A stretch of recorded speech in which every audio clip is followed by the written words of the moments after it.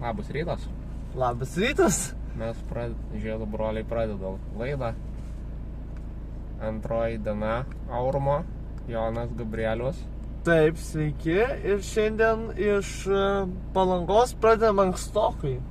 7:30 minučių. Pradedam su Gabrielium nuo Power Hit Radio, su Sauliumi ir Elena.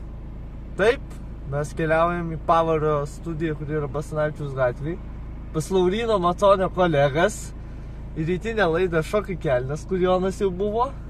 Jo, bet Gabrielius dar nebuvo, tai Taip. duosim Gabrieliui pasidžiaugti šiandien. Ir šiandien turėsim Dinamė Super Sprintą, paradą legendinę.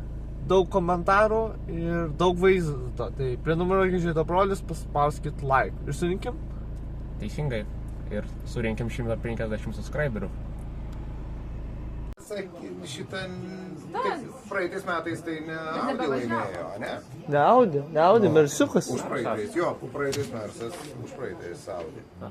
Porsche pasitvarkė ten, o jūs tai sugedot. Ha. Jūs Lambo, ne?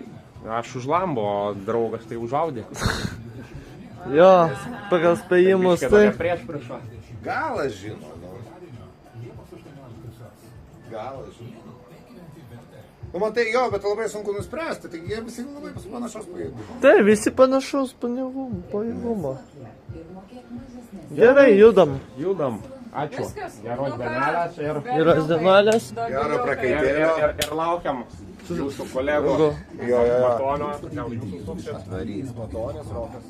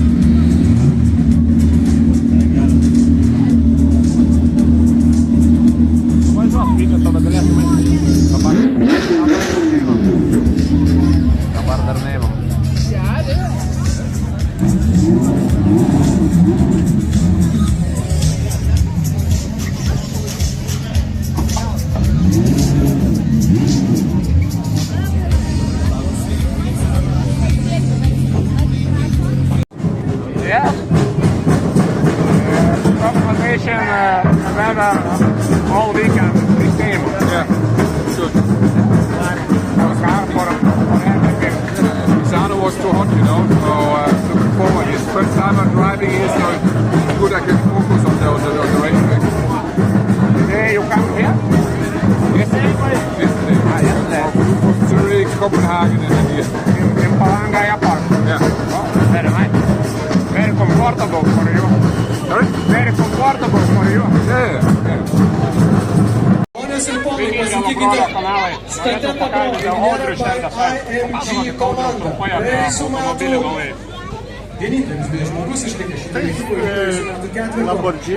Lamborghini automobilis GT3 klasės. Jisai skiriasi nuo Super trofėjo, kurį mes važiavome ilgą laiką jau. tuo, kad jisai atitinka GT3 klasę kategoriją, tai reiškia, kad jie yra homologuoti, jų visų daugmaž automobilių yra tiek Audi, tiek Mercedes, jų galimybės yra sulygintos maksimaliai kiek įmanoma, tiesiog jau dirba teisėjų komandos ir taip toliau, ir jie yra daugmaž vienodo greičio. Iššūkis su juo yra tokie, persėdus nuo super trofėjo, nes čia yra labai daug daugiau aerodinamikos. Taip pat greitai peršokus, neturėjus patirties, man dar, pavyzdžiui, šiuo momentu vis dar sunku prisijaukinti jį, nes yra tam tikros, sakykime, psichologinė riba ir taip toliau, kada tu važiuoji iš mechaninės, vien iš mechanikos. Tai tu jauti labai gerai, sakykime, užpakalio ir šonais, kaip ta mašina valdosi. Kai dirba aerodinamika, tu turi peržengti save ir pasiekti, jinai pradeda dirbti tik 140 km/h ir tik tada tu pasijauti jos tikroji paspūdimo gale. Ir kol tu perkėti tą liniją, nes tu turi važiuoti posūkį ne šiaip greičiau, bet daug greičiau. Ar viskas pažįstama, kaip jis tiesiogiai turi mažiau. O dar paklausti norėjau, turit kažkokį planą, kad pirmas važiuos treniruotę šiandien, gal Timui daugiau duosit? Ja, be abejo, Timui duosim daugiau laiko. Ir jeigu dar trumpai, gal žinomas, koks degalų bakas bus Aurum lenktynėse skirtas? Berods 105 litrus. Kolegas, kurie tam buvo kolegos, Porsche gauna 120 litrų ir jie valgo ženkliai mažiau kuro, tai Bet praeitais metais 110 lik buvo kapui. šį kartą mums sumažino stipriai, nes netgi tam pačiam Kreventikė matot 120 litrų pagal šitą automobilį, pagal šitą valdymą. Nors Darius bando visą laiką teisintis sakyti, kad Kreventikas su Aurum panašiai, bet mato, on visai kyla.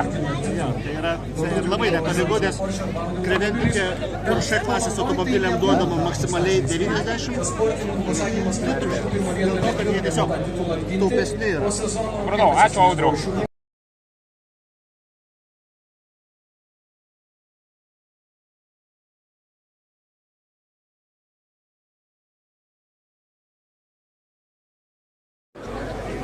Puikias varžybas, nugalės stipriausia, vis tiek nugalės viena komanda, bet aš manau, kad pakeliui į pergalę mes turėsime tikrai labai daug stiprių emocijų, keisis lyderiai.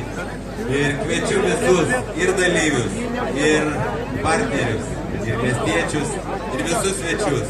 Švęskime, šventė prasideda, 25 metų jubiliejus, gimtadienis. Švęskime, džiaukimės, ačiū. Reikšmingi plojimai Daniui ir jo komandai. Švęskime gyvenimą, švęskime jubiliejų ir ruoškimės pirmajam startui. MG GT3 Evo, Anders Jorbak, Julius Adomavičius. Dar dėmesio visiems žiūrovam, kurie esate abipus supersprinto trasos. Ypatingai būtina nebūti šiapus juostos apsauginės visiems ir fotografams, žurnalistams, vaikams, nes iš tikrųjų startuoja galingi automobiliai, kurie tikrai turi didžiulį greitį.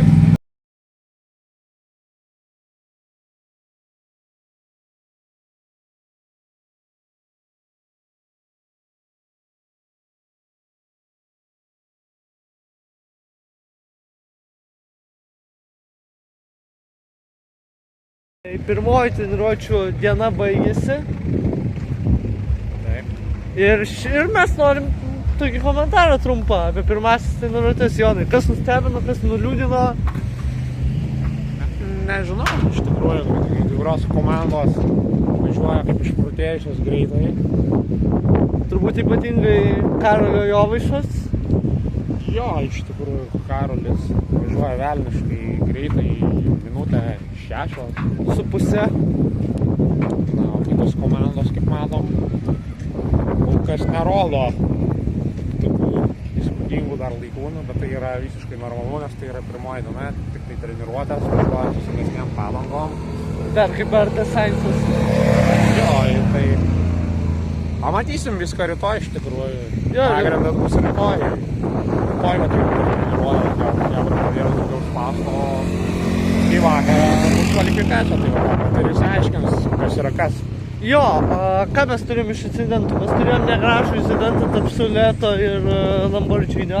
Jo, bet tam buvo nespecialiai, tam buvo iš tikrųjų išvarinėjant automobilius, tai iš pitlėjimo toks nedidelis kontaktas, kurio metu šiek tiek galbūt dalinai, kaip kai kurie mechanikai, kurie ten buvo nubrauktas automobilis, bet iš tikrųjų jokių pažeidimų nėra.